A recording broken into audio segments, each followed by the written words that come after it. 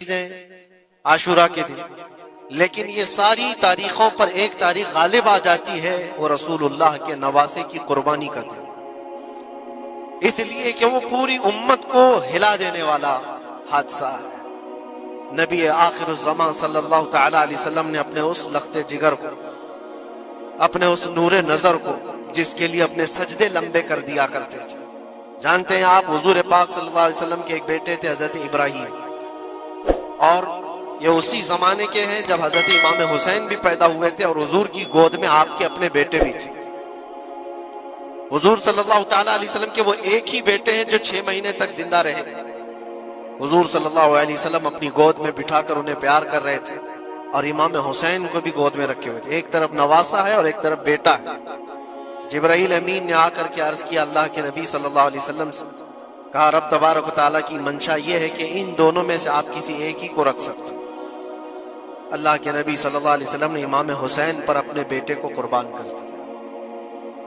کہا اے جبرائیل، حسین کو رہنے دو، اس لیے کہ یہ میری آنکھوں کا بھی نور ہے اور فاطمہ کی آنکھوں کا بھی نور ہے۔ پھر چند ہی دن کے بعد حضرت ابراہیم کا انتقال ہو گیا۔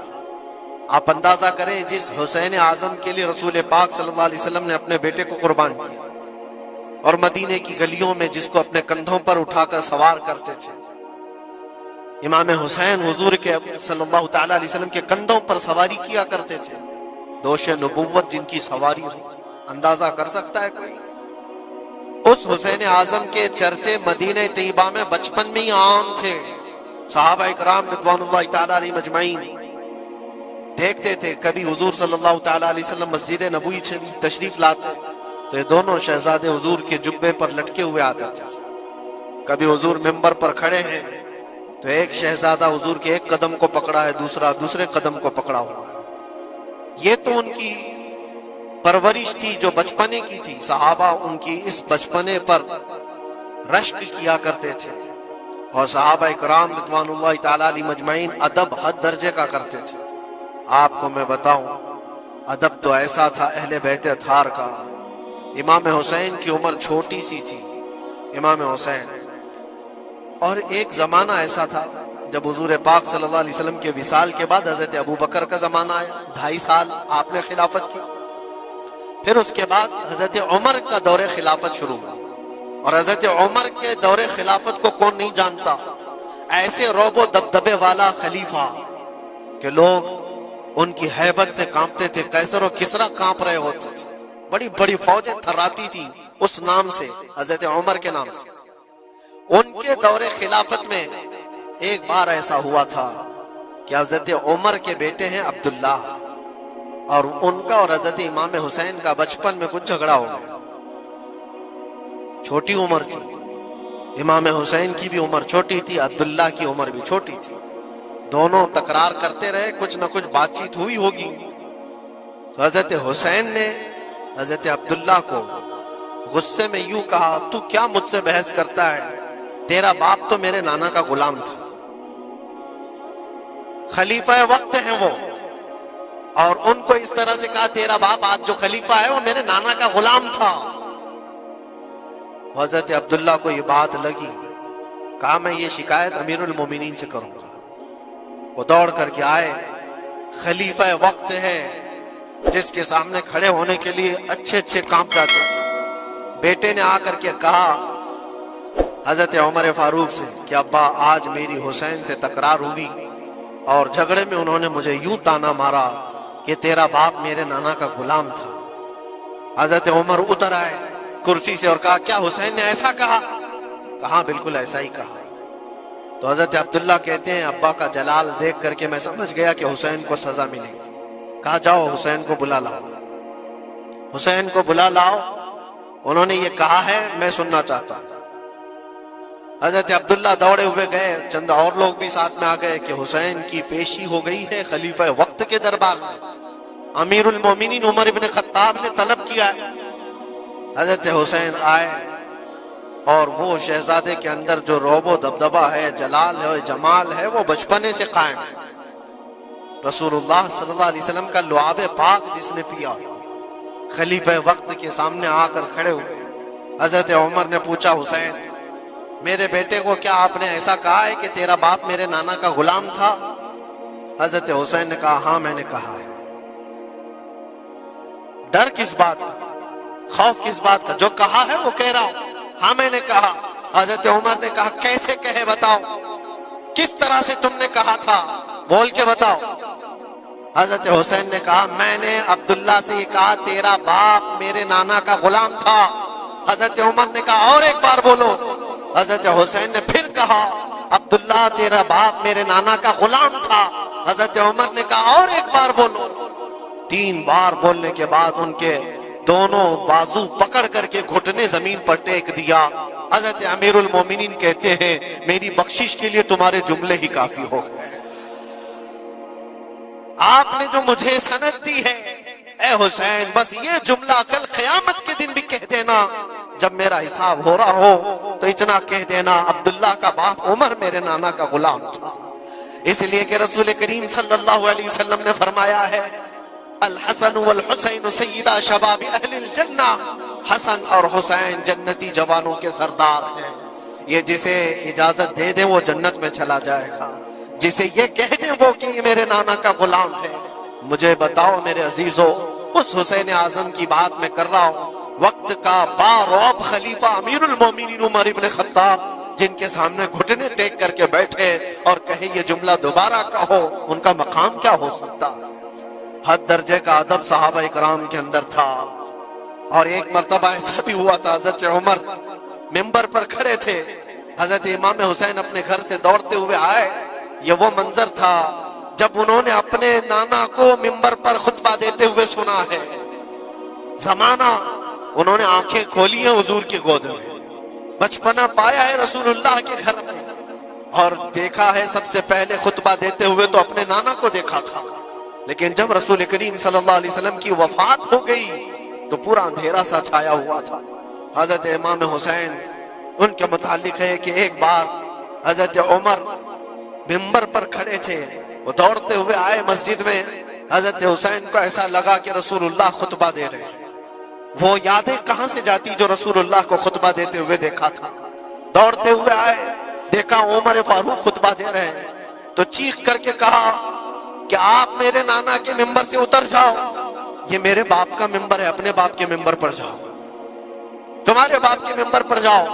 حضرت عمر اتر گئے، یہ نہیں کہ خطبہ قائم رکھا، فوراً اترا ہے اور شہزادے کو پکڑ کر کے رونے لگ گئے۔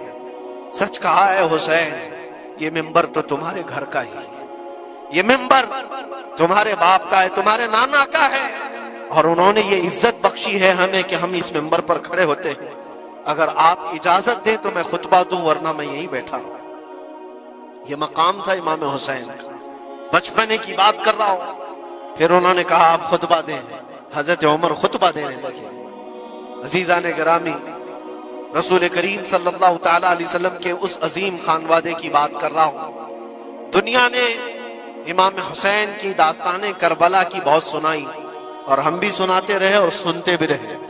وہ تو آخری وقت کی قربانیاں ہیں، جب آپ کی زندگی پاک تمام ہونے کو آئی اس وقت تو کربلا میں پہنچے، لیکن آپ کی ابتدائی زندگی اور آپ کی جوانی، یہ سب معاملات ہر نوجوان کے سامنے ہونا چاہیے۔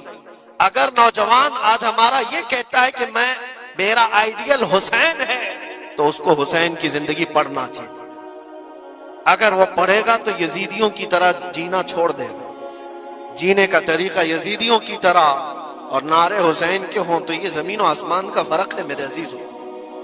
سیدنا امام حسین رضی اللہ تعالیٰ عنہ کے گھرانے کی بات میں آپ کو کہوں۔ ایک بار حضور پاک صلی اللہ تعالیٰ علیہ وسلم حضرت فاطمہ کے گھر تشریف لائے تھے۔ یہ کون سا وقت تھا میں آپ کو بتاؤں، بچے دونوں بیمار تھے، امام حسن اور امام حسین۔ تو حضرت فاطمہ نے منت کر لی تھی کہ اگر یہ بچے صحت یاب ہو جائیں تو 3 روزے رکھیں گے۔ حضرت علی نے بھی منت کر لی، تو اس کے بعد بچے صحت یاب ہو گئے تو روزے رکھے۔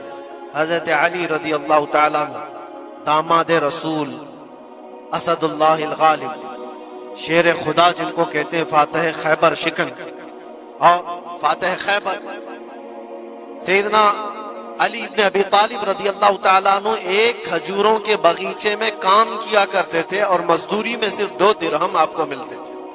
وہ 2 درہم ایسے کہ اس سے مدینے میں اتنا آٹا ملتا تھا جس سے 5 روٹیاں بن سکتی تھی. یہ دن کی مزدوری تھی ان کی.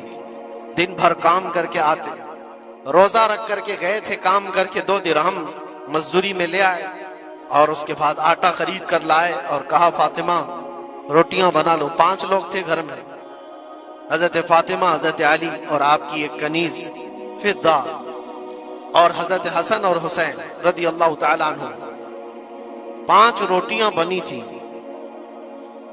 اور شام میں افطار کے لیے بیٹھے تھے تو عین افطار کے وقت ایک مسکین دروازے پر آتا ہے اور کہتا ہے یہ اہل بیت کا گھرانہ ہے, میں بہت بھوکا ہوں, کیا مجھے کچھ کھلایا جا سکتا ہے؟ حضرت فاطمہ نے 5 روٹیاں اٹھا کر اس کی جھولی میں ڈال دی, ایک بھی نہیں رکھا, اور پانی پی کر افطار کر لیا. کیا یہ کر سکتا ہے ہم میں سے کوئی؟ افطاری کے وقت ہمارے سامنے رکھا ہوا سامان ادھر سے ادھر ہونے نہیں دیتے. کوئی تمہارا شربت تھوڑا سا اٹھا لے تو دیکھو پارا کتنا چڑھ جاتا ہے. افطاری کے وقت تو سب کو بھوک شدت کی لگی رہتی, اور اس وقت گھر میں جو موجود ہے وہ اٹھا کے دے دینا.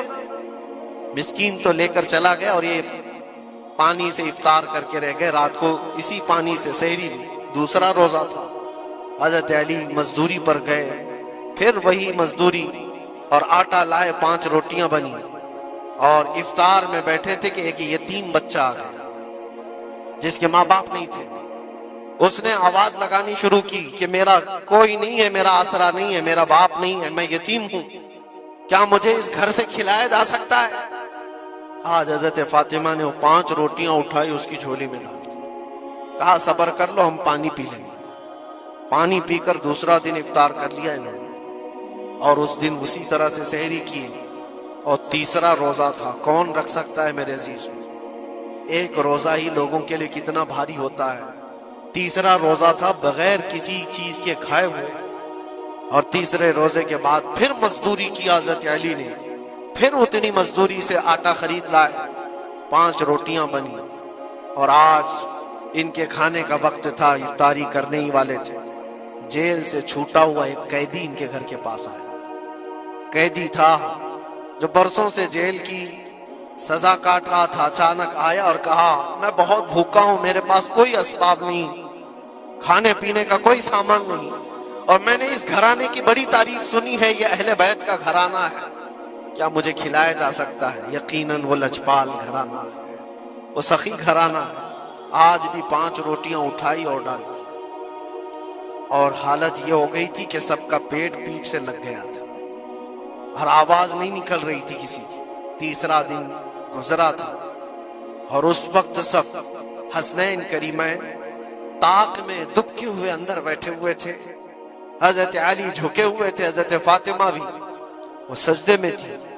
رسول کریم صلی اللہ تعالیٰ علیہ وسلم اس حالت میں اس گھرانے میں تشریف لاتے, اور آئے آواز دیا تو آواز کسی کی نکل نہیں رہی, سناٹا ہے گھر میں.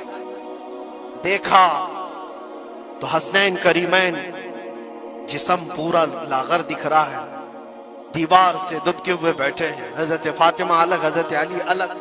یہ کیا منظر ہے؟ یہ اہل بیت وہ ہیں جو فاقہ کرتے تھے لیکن شکایت کسی کے پاس کرتے نہیں تھے. یہ نہیں کہ ہمارے گھر میں کچھ نہیں ہے, کبھی نہیں کہا. اسی طرح بیٹھے رہے. اللہ کے نبی صلی اللہ علیہ وسلم پوچھ رہے تھے تمہیں کیا ہو گیا؟ اسی اسنا میں ان کا جواب آنے سے پہلے جبرائیل امین آیت لے کر کے آ گئے. آیت لے کر کے آ گئے, قرآن پاک کی آیت سورہ دہر میں آج بھی موجود ہے. اللہ تعالیٰ فرماتا ہے وَيُطْعِمُونَ الطَّعَامَ عَلَى حُبِّهِ مِسْكِينًا وَيَتِيمًا وَأَسِيرًا. اے رسول پاک, یہ وہ گھرانہ ہے جو اللہ کی محبت میں کبھی مسکین کو کھلاتا ہے, کبھی یتیم کو کھلاتا ہے, اور کبھی قیدیوں کو کھلاتا ہے. اور حضور کو حضرت جبرائیل نے بشارت دی, نہ وہ مسکین گھر پہ آیا تھا, نہ یتیم گھر پہ آیا تھا, نہ قیدی گھر پہ آیا تھا, وہ تو اللہ کا فرشتہ تھا جو اہل بیت کا امتحان لے رہا تھا. اور یہ اہل بیت کا گھرانہ امتحان میں مکمل کامیاب ہے, اور ان کے کھانے کے لیے اللہ تعالیٰ جنت سے کھانے نعمت اتار رہا ہے. یہ وہ گھرانہ تھا. کیا اس صبر کو آپ دیکھ سکتے ہیں بچپن میں جہاں اتنا صبر سکھایا گیا ہو؟ بچوں نے یہ الجھ کر کے کہا کہ ماں کیوں دے رہی ہو روٹیاں، ہمارے لیے بھی تو کچھ رکھو۔ یہ وہ آداب تھے، یہ وہ پرورش تھی جو کربلا کے میدان میں ان کو جبل استقامت بنایا ہوا تھا۔ ٹس سے مس نہیں ہوتے تھے، یہ اچانک آئی ہوئی پرورش نہیں تھی، اچانک ملی ہوئی تربیت نہیں تھی، ان کی گٹھی میں گھول کر کے پلائی گئی ہوئی تربیت تھی۔ حسنین کریمین کو یہ صبر و استقامت ان کی ماں اور ان کے باپ نے اس وقت سے دیا ہے جب ابھی وہ شعور کی آنکھیں کھول رہے تھے۔ عزیزان گرامی وقار، استقامت کس کو کہتے ہیں؟ یہی ایک جملہ، ایک لفظ یاد کر لو، بس کافی ہے۔ آج میرا میسج اتنا ہی ہے۔ استقامت ہے صرف اور صرف ظلم سہ کر کے مر جانا، یہ کوئی کمال کی بات ہے۔ ظالم کے سامنے ڈٹے رہنا اور حق بات کا اعلان کرنا، یہ استقامت ہے۔ اور یہ ساری کرامتوں سے بڑھ کر کے ہے۔ ساری کرامتیں، جو بھی ولی کرامت دکھاتا ہے وہ نبوت کا پرتو ہوتا ہے، معجزے کا پرتو ہوتا ہے۔ نبی معجزہ دکھاتے ہیں۔ معجزہ کیا ہے؟ ایسا کام جو عام انسان نہیں کر سکتا۔ جیسے حضرت موسیٰ علیہ السلام نے اپنے لکڑی کو زمین پر ڈالا تو وہ سانپ بن گیا، اژدھا بن گیا۔ حضرت عیسیٰ علیہ السلام مٹی کے پرندے کو پھونک مارتے تھے تو وہ اڑ جاتا تھا، یہ معجزہ ہے۔ اور ولی سے جو کام صادر ہوتا ہے ایسا جو عام انسان نہیں کر سکتا، اس کو کیا کہتے ہیں؟ کرامت۔ ولی سے کرامت ثابت ہوتی ہے۔ بہت سارے اولیاء کرام سے کرامتیں صادر ہوئی۔ سرکار غوث پاک رضی اللہ تعالیٰ عنہ کی کرامتیں بہت ہیں، سرکار غریب نواز کی کرامت ہے، بہت سارے اولیاء کرام کی بہت سی کرامتیں۔ انہوں نے کبھی پانی پر اپنے مصلے بچھائے، کبھی ہواؤں میں چل کے دکھائے، یا پھر محیر العقول کام جو عام انسان کی سمجھ میں نہ آئے، یہ سب کرامتیں دیکھ کر انسان حیرت میں آ جاتا ہے، ایسا کیسے؟ اور آج بھی سارے لوگ اسی چکر میں باباؤں کے پیچھے گھومتے رہتے ہیں کہ کوئی چمتکار دکھ جائے، چمتکار نظر آ جائے۔ چمتکار دیکھنے کے لیے انسان پاگل ہو جاتا ہے۔ اسی جو آپ کی زبان میں چمتکار اور کرامت الگ چیز ہے۔ جادوگر کوئی چیز دکھا رہا ہے وہ چمتکار ہے، کرامت دیکھ کر کے تم یہ سمجھنے لگتے ہو اس سے بڑا کوئی ہو ہی نہیں سکتا، اس سے بڑا کوئی نہیں ہو سکتا۔ اگر تمہارے سامنے کوئی بابا ہوا میں اڑ کے دکھا دیا تو ہو گیا پھر تمہارا، ساری چیزیں اس کے پیچھے قربان، اس سے پہنچا ہوا کوئی نہیں۔ میں آپ کو کہتا ہوں دنیا کی ساری کرامتیں ایک جگہ پر حق بات پر اٹل ہو جانا، استقامت اس سے بڑھ کر کے وہ امام حسین نے کربلا کے میدان میں دکھایا ہے۔ کرامت کیا ہے؟ امام حسین نہیں دکھا سکتے تھے؟ ارے سارے اولیاء جن کے قدموں سے لگے ہوئے ہو، جہاں سے ولایت بچ رہی ہو، حضرت مولا علی کو کیا کہتے ہیں؟ شاہ ولایت کہا جاتا ہے۔ سارے اولیاء کرام کی ولایت وہاں جاتی ہے، تو کیا امام حسین کربلا میں اپنی کرامت دکھا کر کے قابو نہیں کر سکتے تھے؟ اور لوگوں کے اس ذہن میں آنے والے سوال کو دور کرنے کے لیے امام حسین کے شہزادوں میں 600 سال بعد آنے والے غریب نواز نے اجمیر کی دھرتی پر دکھایا بھی تھا۔ تم اگر پانی بند کرتے ہو تو معین الدین ایک کھٹوری میں پورا پانی سما سکتا ہے۔ کیا نہیں ہوئی تھی؟ انا ساگر کا پورا پانی ایک کھٹوری میں سرکار غریب نواز کے حکم پر نہیں جمع ہوا تھا، اور آپ نے چھوڑ دیا تو پانی پورا چلا گیا۔ وہ 600 سال بعد آنے والے غریب نواز جو امام حسین کی اولاد میں سے اتنے سالوں بعد آنے والی اولاد میں یہ پاور ہے، یہ طاقت ہے، تو حسین کے ہاتھوں میں کیا طاقت ہو سکتی؟ ارے دریائے فرات تو ان کے قدموں سے لگ کر کے بہتا اگر حکم دیتی، لیکن امام حسین رضی اللہ تعالیٰ عنہ کرامت سے اگر وہ معاملہ حل کر دیتے تو ہم جیسے نکموں کے لیے آئیڈیل کون ہوتا؟ ہم جیسے غریبوں کے لیے آئیڈیل کون ہوتا؟ وہ تو بڑے لوگ تھے، متقی تھے، پرہیزگار تھے، رسول اللہ کے خاندان سے تھے، انہوں نے کرامتوں سے ان معاملات کو حل کیا ہوگا۔ لیکن ہم جیسے لوگ اس زمانے میں اپنے دور کے یزیدیوں سے لڑنے کا وقت ہوتا تو ہم کون سی کرامت دکھاتے؟ اسی لیے امام حسین نے قیامت تک آنے والے مسلمانوں کے لیے کرامت دکھا کر کے اس میدان کو فتح نہیں کیا، استقامت دکھا کر کے۔ یہ میسج تھا کہ اے مسلمانوں، جیسی بھی بڑی طاقت تمہارے سامنے آئے ڈٹے رہو، جمے رہو، اور مرنے کا خوف نہ رکھو۔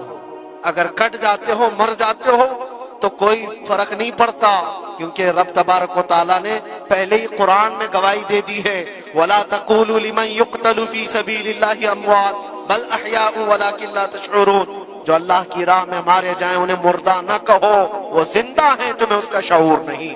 اور وہ زندگی تو آج بھی ہم دیکھ رہے ہیں، آج بھی ہم دیکھ رہے ہیں، اسلام زندہ ہوتا ہے ہر کربلا کے بعد۔ کیا یہ نہیں دیکھ رہے؟ ہر گھر پہ امام حسین کے چرچے، جلنے والے ہوں گے، کڑنے والے ہوں گے، لیکن ان کو انگلیوں پہ گنا جا سکتا ہے، باقی چاہنے والوں کی تعداد ستاروں سے زیادہ ہے۔ امام حسین کا جھنڈا آج بھی اسی طرح لہرا رہا ہے۔ سچ بتاؤں میں آپ کو، کبھی آپ کو اتفاق ہو تو ملک شام کے دمشق میں بھی جانا، جہاں پر 3 سال یزید کا دربار لگتا تھا، وہ بھی اپنے وقت کا خلیفہ بنا ہوا تھا، اور اس نے جو اپنے دور خلافت میں، اپنے دور حکومت میں ظلم ڈھائے وہ تاریخ میں رقم ہو چکے ہیں۔ جا کر کے پوچھنا اہل شام سے، دمشق والوں سے، کہ ایک دور یہاں تمہارا بادشاہ رہتا تھا، شام کا حکمران یزید، وہ کہاں ہے، اس کی قبر کہاں ہے؟ لوگ تو بغلیں اٹھا کر کے آپ کو کہیں گے کہ یہاں تو کوئی ایسی قبر نہیں تھی۔ ہاں ہم کو پتا ہے، بعض مورخین نے، بعض دانشور جو پڑھے لکھے وہ کہتے ہیں جہاں پر سارا کچرا ایک جگہ پھینکا جاتا ہے، ڈم کیا جاتا ہے دمشق کا، وہاں کہیں اس کی قبر کھو گئی ہے، اس میں کہیں قبر کھو گئی ہے۔ یہ تو اس کی بات کر رہا ہوں جو بادشاہ تھا، فوج رکھتا تھا، تاج رکھتا تھا، تخت رکھتا تھا اور حکومت رکھتا تھا، اس کا سوال ایسے۔ پھر آؤ عراق کی سرزمین پر اور کربلا جا، سوچو، ایک کھلا چٹیل میدان تھا، یہاں پر کوئی آبادی نہیں تھی، دور دور تک ایک دریائے فرات بہتی تھی اور باقی کچھ نہیں تھا، اور جا کر کے آپ ڈھونڈنے لگ جاؤ کہ وہ میدان کہاں ہے، تو تمہیں میدان نہیں ملے گا، ہر جگہ آبادی ہی آبادی۔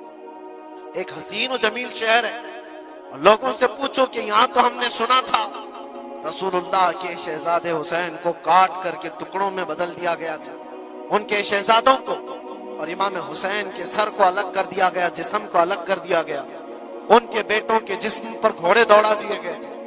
سنا تو ایسا تھا کہ ان کے سب جسم کو اس طرح سے بکھیر دیا گیا تھا، وہ کہاں ہیں؟ کیا مٹ گئے تاریخ میں؟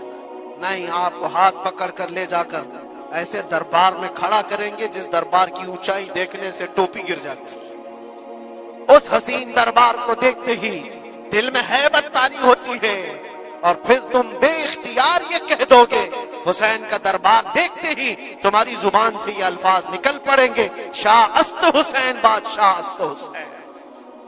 وہ اب بھی بادشاہ ہے، اب بھی شاہ ہے، اور ہزاروں لوگوں کو دیکھا ہے ہم نے حسین اعظم کی قبر پاک کے پاس آتے ہیں۔ میں پوچھا تھا ایک بڑے بزرگ سے، چٹیاں وہاں پر بہت اندر رہتی ہیں، بہت سارے لوگ اپنے پیسے بھی ڈالتے ہیں، نذرانے بھی پیش کرتے ہیں، بہت ساری چٹیاں ہوتی ہیں۔ میں نے پوچھا چٹیاں کیا ہیں؟ کہا برسوں سے رواج ہے، جب کسی کا کوئی مسئلہ حل نہیں ہوتا تو وہ پورا چٹی میں اپنا لکھ کر کے لاتا ہے اور امام حسین کے پاس پیش کرتا ہے، اس لیے کہ اس کا وجدان یہ کہتا ہے ہم رعایا ہیں اور وہ بادشاہ ہے، بادشاہ کے سامنے اگر شکایت نہ کی جائے تو پھر کس کے سامنے کی جائے؟ لوگ اپنی شکایتیں آج بھی پیش کرتے ہیں۔ میں کہنا یہ چاہتا ہوں میرے عزیزو، 14 صدیوں کے بعد بھی جس کی بادشاہت ختم نہیں ہوتی، وہ کس بات کی وجہ سے ہے؟ وہ استقامت کی بنیاد پر ہے۔ اسی لیے تو قرآن میں اللہ نے فرمایا ان الذین قالوا ربنا اللہ ثم استقاموا، بے شک وہ لوگ جنہوں نے کہا ہمارا رب اللہ ہے پھر جمے رہ گئے، تتنزل علیہم الملائکہ، ان پر اللہ فرشتے اتارتا ہے، اور فرشتے یہ کہتے ہوئے آتے ہیں جو استقامت کے ساتھ کھڑا ہے اس کو کہ گھبراؤ مت، ڈرو مت، ان قریب اللہ تبارک و تعالیٰ نے جو تم سے وعدہ کیا ہے وہ تمہیں ملنے والا ہے۔ یہ استقامت کے ساتھ رہنے والے کے لیے ملائکہ اتارے جاتے ہیں۔ آج بھی ہمارا امتحان اسی استقامت کو لے کر کے ہے، کتنے جمے رہو گے، کتنے ڈٹے رہو گے، یہی امتحان آنے والا ہے۔ آگے بھی دیکھنا، اس زمانے میں بھی دیکھنا، تمہاری ٹوپیاں اتاری جا رہی، تمہاری داڑیاں نوچی جا رہی، تمہارے برقعے، تمہارے حجاب سب سوالیہ نشان ہیں۔ اب تو حالات یہ ہو گئے ہیں لوگوں کو اتنی کھجلی ہے کہ اذان کی آواز سے بھی پورے جسم میں کچھ لوگوں کو کھجلیاں ہوتی ہیں، تکلیفیں اتنی ہیں کہ سب اتار دو، کوئی اذان کی آواز نہیں۔ صدیوں سے جو اذان کی آوازیں گونج رہی تھی، آج پتہ نہیں پاگلوں کے دماغ میں کون سی چیز سوار ہے، کون سا شیطان سوار ہے۔ یہ صرف اور صرف اس لیے نہیں ہے کہ ابھی کے بنے ہوئے شیطان ہیں، شیطان تو پرانے ہیں، لیکن امتحان کی گھڑی تمہاری ہے، وقت ابھی ہمارے امتحان کا آ چکا ہے۔ یہ جو پوری دنیا کے حالات آپ دیکھ رہے ہیں، ان حالات میں بھی میرے عزیزوں ایک بات یاد رکھنا، بہت سارے طوفان، بہت ساری آندھیاں آئیں گی، اگر تم ایمان کی حفاظت کے ساتھ اس دنیا سے گئے تو امن میں ہو، ورنہ اللہ کے نبی صلی اللہ علیہ وسلم نے اسی زمانے کے لیے فرمایا تھا، وہ زمانہ آئے گا میری امت پر کہ صبح مومن ہوں گے، شام میں کافر ہو جائیں گے، شام میں مومن سوئیں گے، صبح کافر اٹھیں گے۔ وہ اس زمانے میں ہم آ چکے ہیں جہاں ایمان کا سودا ہونے لگ گیا ہے۔ لوگ تو آج، مجھے پتا ہے میں ہر چیز پر بات کروں تو بہت لمبی بات چلی جائے گی، ہماری قوم میں سب سے زیادہ وہ غدار لوگ موجود ہیں جو چند ٹکوں کے لیے، جو چند پیسوں کے لیے مخبری کیا کرتے ہیں اور ایمان بیچتے ہیں۔ ان کو کیا حاصل ہوتا ہے؟ اپنی قوم کی خبریں جا کر کے لوگوں کو پہنچانا، پولیس کو خبر دینا، اس کو خبر دینا، نیتاؤں کی چاٹو گیری کرنا، یہ سب چیزیں تمہارے ہاں کہاں سے آ گئی؟ تم تو خیر امت ہو، حسین اعظم کے غلاموں میں تمہارا نام ہوتا ہے۔ تمہارا سینہ تو ایسا ہونا چاہیے کہ کبھی تمہیں کوئی غلامی پہ جھکا نہ سکے، لیکن جو لوگ غلامی کو پسند کر کے تلوے چھاٹنا چاہتے ہو، یاد رکھنا اس دنیا میں بھی ذلت ہے، آخرت میں بھی بڑی ذلت ہے، بہت بڑی ذلت کا توق اٹھا کر کے اٹھائے جائیں گے۔ اسی لیے باز آؤ، اے نوجوانوں، میں آپ سے کہتا ہوں، لالچ پر، پیسوں پر، تھوڑی سہولت دینے پر اگر تم بک جاتے ہو تو تم سے زیادہ اس روئے زمین پر کوئی بدنصیب نہیں ہوگا، کوئی بدنصیب نہیں ہوگا۔ آپ کو پتہ ہے منافقین کے رد میں اللہ نے کتنی آیتیں اتاری، اور قرآن میں اللہ نے فرمایا ان المنافقین فی الدرک الاسفل من النار، بے شک منافقین جہنم کے سب سے نیچے حصے میں ہوں گے، سب سے زیادہ عذاب میں ہوں گے۔ کون ہے وہ منافق؟ جو چہرے سے مسلمان دکھتے ہوں، اندر سے کافر ہوتے ہیں۔ یہ دغا باز، دھوکے باز۔ آج پتہ ہے آپ کو ایران کی اس لڑائی میں سب سے زیادہ اسے نقصان کس چیز سے ہوا تھا؟ میں اس جنگ پر بات نہیں کر رہا، لیکن اس مقابلے کو آپ اپنے سامنے جو پیش آ رہی ہیں ان حالات کو دیکھ کر کے سمجھو۔ سب سے زیادہ یہودیوں کی طرف سے نہیں، ان کی قوم میں موجود ان کے غداروں سے تھا، جنہوں نے جگہ جگہ بم اڑائے، جگہ جگہ اسرائیل کا کام کیا وہاں پر۔ یہ سارے ہر زمانے میں ہوتے ہیں۔ ان کو کیا فائدہ تھا؟ ان کو کیا چیز ملنے والی تھی؟ بس تھوڑے سے پیسے یا تھوڑی سی سہولتیں یا تھوڑا سا دنیا کا عیش ملتا۔ یہ ہر زمانے میں ہوتا ہے۔ یہ تمہاری زندگی میں کبھی آفر آئے تو ٹھکرا دینا، اس لیے کہ رسول اللہ سے غداری کبھی نہیں کرنا۔ حضور